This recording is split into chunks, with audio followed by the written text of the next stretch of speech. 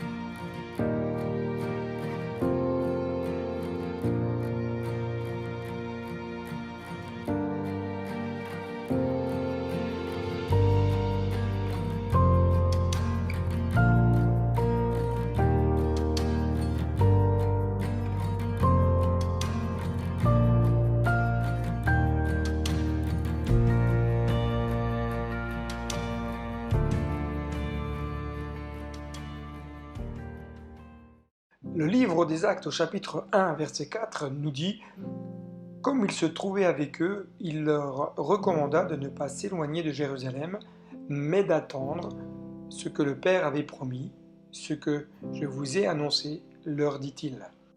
Jésus va donner dans ce texte que nous venons de partager une recommandation à ses disciples. Mais nous pouvons très aisément comprendre que dans le cadre de ce récit, on peut très aisément comprendre que les disciples eux-mêmes ont dû voir Jésus être emmené par l'armée, ont dû entendre les religieux de l'époque se moquer de Jésus, quelque part vociférer avec une haine, une grande colère vis-à-vis du Fils de Dieu, ont dû voir Jésus être moqué, recevoir des coups, être insulté par la foule, et on peut comprendre que dans ce cadre-là, les disciples n'avaient pas du tout envie de vivre les mêmes choses. Et c'est pour ça qu'à un moment donné, certains ont même fui du jardin de Gethsémani. Et pourtant, Jésus va leur dire de rester dans la ville même où Jésus lui-même a été emmené pour être crucifié.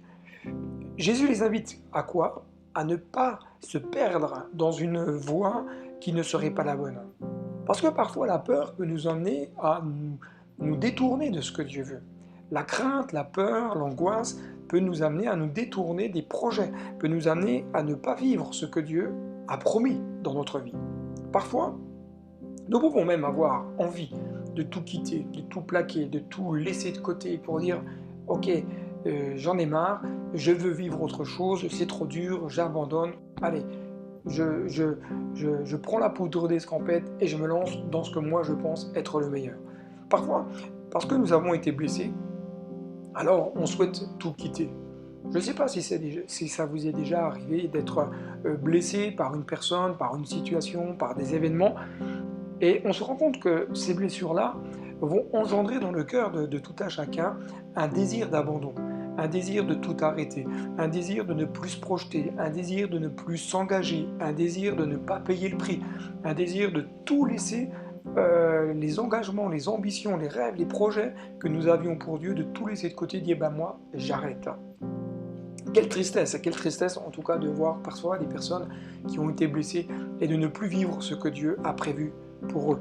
Certains vont abandonner parce que nous n'avons pas obtenu, ou certains n'ont pas obtenu la bénédiction qu'ils souhaitaient. Le fait qu'on ne reçoive pas ne veut pas dire que Dieu ne nous bénit pas. Le fait qu'on ne reçoive pas la réponse dont nous espérions, que nous attendions, n'est pas la preuve que nous ne sommes pas dans le vrai et que Dieu ne veut pas nous bénir. Si Dieu n'a pas répondu comme nous l'espérions, c'est que Dieu a ses raisons. Peut-être qu'il nous protège, peut-être que ce que nous demandons n'est pas forcément très bon pour nous, peut-être que Dieu nous demande simplement de patienter, peut-être que Dieu nous demande de prendre une autre direction. Si dans ton cœur tu sens que Jésus te dit simplement « reste dans ta position et continue de me servir », alors sers-le avec le même cœur et avec le même zèle. Confie-toi en celui qui tient tout entre ses mains. Confie-toi en celui qui ne t'a jamais abandonné. Confie-toi en celui qui tient tout. Attends, patiente, persévère, continue de prier. peut-être pour ta situation, pour que Dieu t'éclaire, pour que Dieu te montre le chemin que tu dois suivre. Jésus leur demande de ne pas s'éloigner. S'éloigner, je pense que c'est ce qu'il y a de plus facile à faire. S'éloigner, c'est ce qu'il y a de plus simple. Ça ne demande généralement pas trop d'efforts. Il est plus facile de quitter un endroit que de rester et de persévérer et de continuer d'aller de l'avant. Voici les arguments que nous entendons souvent d'une personne qui ne veut pas faire face à ces défis. Le premier argument, qui en général est donné, c'est trop dur. Je n'y arriverai pas. Le deuxième argument, c'est que je ne suis pas soutenu. Troisième argument, je suis seul. Et le quatrième, je suis fatigué. Le verbe s'éloigner nous vient du grec chorizo, qui parle d'être séparé, divisé, mettre en morceaux, laisser son conjoint ou partir. Lorsqu'on s'éloigne des projets que Dieu a pour notre vie, lorsqu'on s'éloigne de la direction que Dieu avait placée, en réalité, on se sépare de ce que Dieu veut. On se sépare des projets de Dieu. Quelque part, on se dissocie de la direction que Dieu avait déposée dans notre vie. On divise, on met en morceaux, on anéantit tous les projets que Dieu avait prévus pour nous.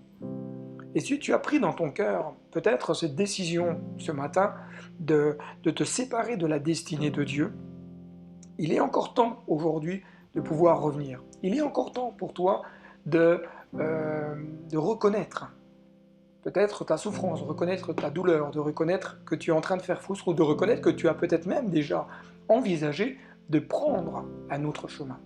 Un autre élément qui peut-être gagne ton cœur aujourd'hui, c'est l'impatience. L'impatience te pousse peut-être à vouloir autre chose. L'impatience te pousse peut-être à chercher la bénédiction ailleurs.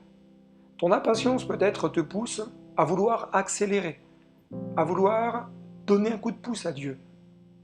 Mais la bénédiction de Dieu coule lorsque nous sommes là où Dieu veut. C'est un principe spirituel. La bénédiction de Dieu ne coulera jamais là où Dieu ne nous demande pas d'être, et elle ne coulera jamais quand Dieu n'a pas décidé qu'elle coule. Mais par contre, si nous sommes là où Dieu nous veut, si nous accomplissons ce que Dieu nous veut, alors la bénédiction peut se déverser dans notre vie et peut se déverser aussi dans la vie de ceux qui nous entourent. Elle se trouvera toujours là où il te demande de rester et d'attendre. Troisièmement, Jésus demande à ses disciples d'attendre. Le fait d'attendre nous demande à toutes et à tous une décision de cœur, de soumission à sa volonté, de soumission à ses exigences, d'acceptation de ce que lui veut dans notre vie. L'attitude de cœur rebelle mènera toujours une personne à la soumission et à la désobéissance. Voire, malheureusement, cela peut même conduire quelqu'un à une forme de rébellion. L'insoumission détourne le cœur de l'être humain de l'objectif que Dieu a prévu pour lui. L'insoumission va l'amener à vouloir prendre des chemins que Dieu n'a pas tracés. L'insoumission amène le cœur de l'être humain à penser et à croire qu'il sait mieux que Dieu comment mener et faire les choses. Alors que la soumission, elle nous conduit à l'acceptation des plans que Dieu a pour nous. Nous amène à l'acceptation que Dieu est souverain et que c'est lui qui dirige toutes choses comme il veut et quand il veut. La soumission nous conduit dans une attitude d'humilité. Le cœur qui se soumet, c'est un cœur qui va vivre dans la patience, qui va accepter qu'il y ait un temps pour tout. Il va accepter qu'il y a le temps de Dieu pour l'exaucement, pour l'accomplissement. Nous entendons souvent dire que la réponse de Dieu n'est jamais en retard. Et c'est vrai. La réponse de Dieu n'est jamais en retard, elle arrive toujours au bon moment. Au moment où notre cœur est prêt, au moment où les situations sont réunies pour l'exaucement.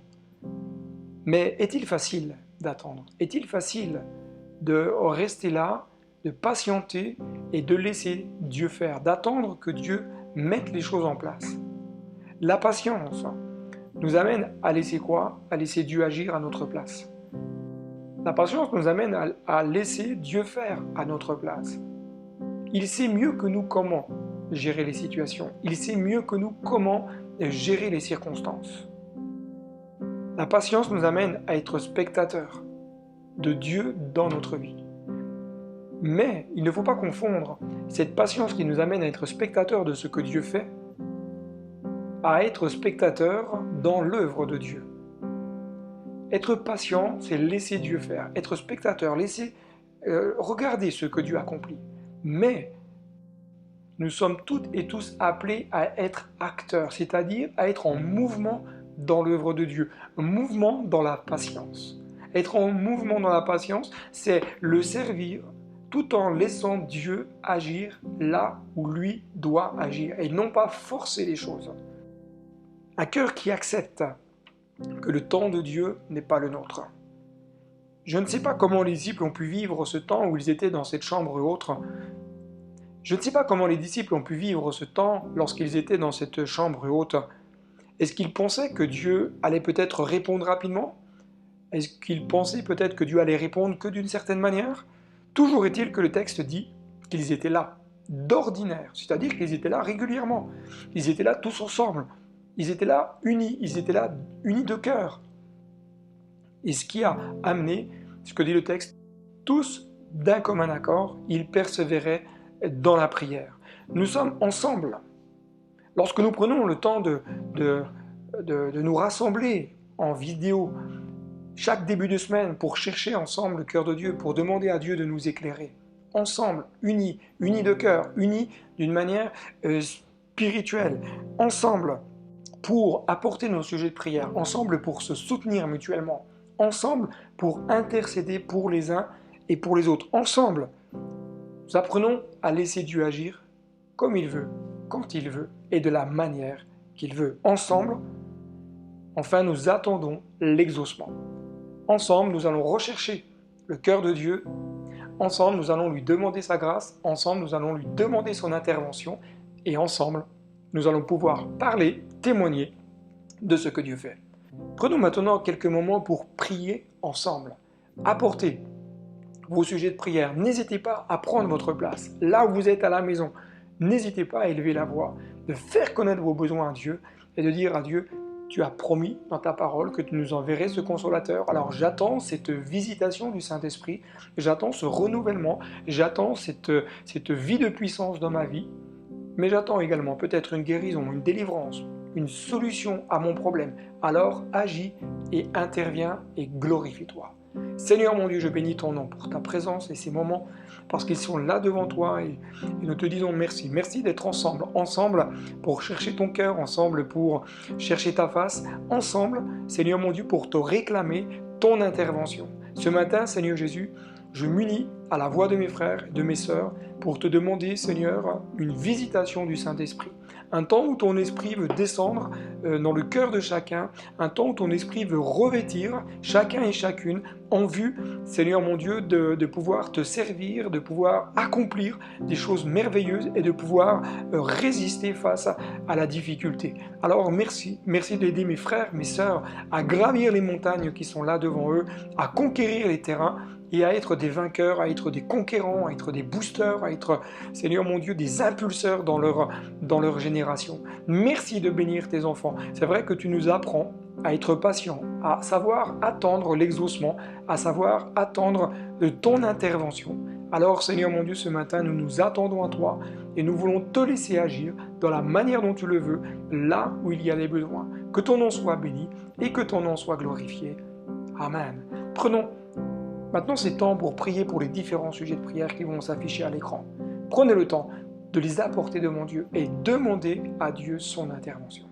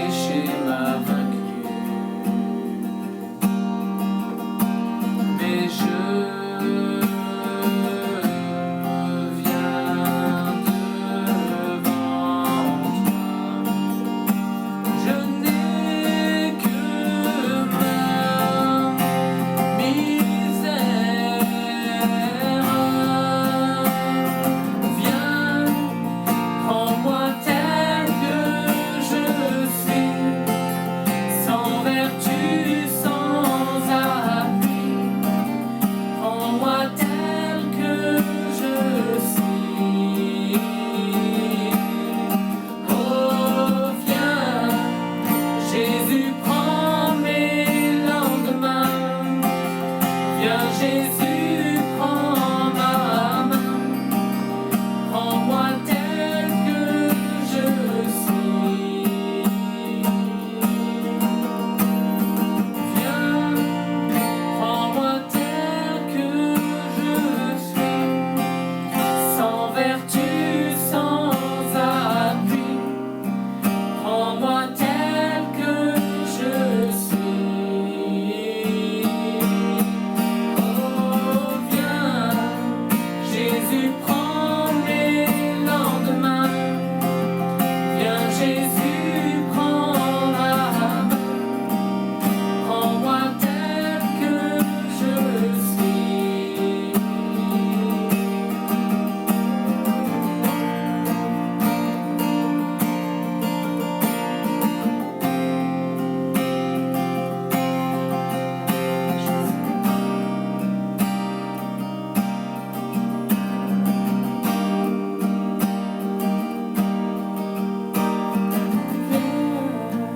Prends-moi tel que je suis, sans vertu, sans appui.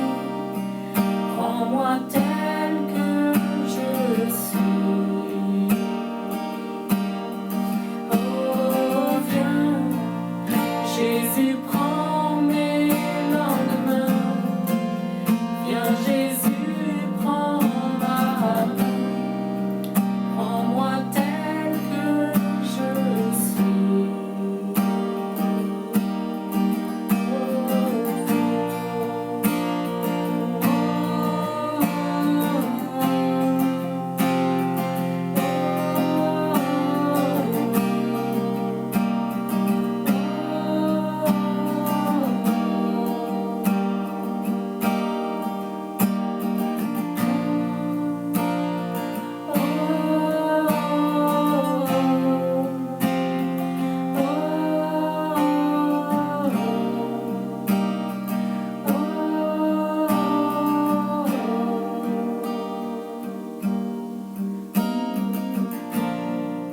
Seigneur Jésus, je te rends grâce et je te loue pour ce temps d'intercession, Seigneur mon Dieu, où tu nous appelles et tu nous invites à apporter tous ces sujets de prière. Seigneur Jésus, je sais que toi, tu entends. Tu entends la prière de tes enfants, tu entends la voix du malheureux qui crie à toi. Tu entends la voix de celui qui crie à toi, qui t'implore, qui te demande ton intervention. Seigneur Jésus, je te demande particulièrement de renouveler les forces de celui et celle qui est fatigué. Celui qui est peut-être sous une pression administrative, professionnelle ou autre. Je te demande de venir de faire descendre ta paix. Je te demande de faire descendre ta paix dans son cœur, dans son âme, d'apaiser et de rapporter le calme. Seigneur, parfois, il y a comme des temps de tempête qui sont là, qui nous bousculent de gauche et de droite. Mais toi, tu ramènes le calme au sein de la tempête. Alors, Seigneur, merci pour ce que tu fais et pour ce que tu accomplis. Que toute la gloire te revienne et que ton nom soit béni. Seigneur, merci. Merci, nous pensons à tous ceux qui sont touchés dans leur santé. Nous demandons, Seigneur, également de les renouveler dans leur santé, dans leur corps.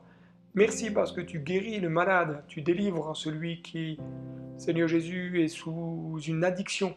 Merci de manifester ta grandeur. Seigneur, notre Dieu, nous te rendons grâce et nous te disons merci. Merci pour tous ces moments et pour tous ces instants, que toute la gloire te soit rendue et que ton nom seul soit glorifié. Amen. Voilà, chers amis, nous arrivons au terme de notre capsule hebdomadaire. Je suis vraiment très content d'avoir pu partager ces moments avec vous. Je vous souhaite une bonne semaine, que Dieu vous bénisse et n'hésitez pas à partager cette vidéo autour de vous, à laisser un commentaire, à laisser un pouce en l'air pour qu'elle soit diffusée autour de vous, mais n'hésitez pas également peut-être à partager un témoignage concernant peut-être une réponse à une prière, peut-être qu'un texte vous a parlé. N'hésitez pas à m'envoyer un mail à l'adresse qui s'affiche en bas de l'écran afin qu'on puisse aussi s'encourager mutuellement. Et si vous avez des sujets peut-être que vous souhaiteriez qu'ils soient abordés, n'hésitez pas également à les faire connaître. Que Dieu vous bénisse et à très bientôt sur Pause Matinale.